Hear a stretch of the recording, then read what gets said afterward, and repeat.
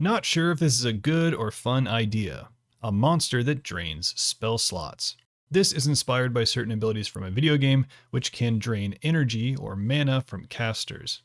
I'm toying with the idea of introducing a monster in a game which will attack spellcasters by making them take a saving throw, which, if failed, will drain one of the character's spell slots. However, if this just won't be fun, I don't want to subject my players to it.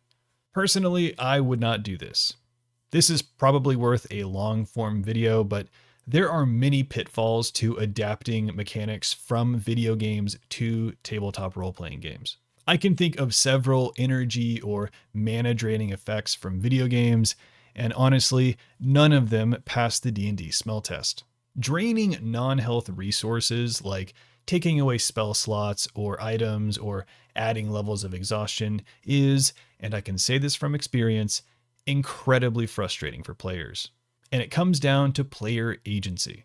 I don't think it's impossible to include mechanics like this in your game, but because they are so much more frustrating to players than just taking damage, they need to be implemented with nuance. Like some people in the comments mentioned, I think if you use something like this very sparingly to give your players a moment of panic, that's totally fine. More generally, when dealing with powerful status effects, a good question to ask is, what could the player have done to avoid this?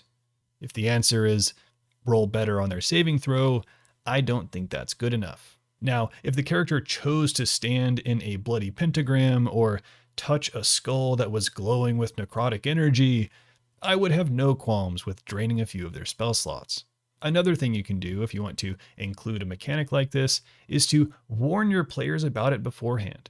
You can do this by showing them a similar mechanic in a less lethal encounter, or by warning them about it using an NPC or some other means of lore delivery.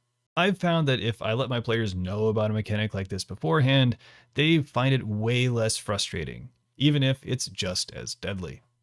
If you have any more DMing or world building questions, ask them down below.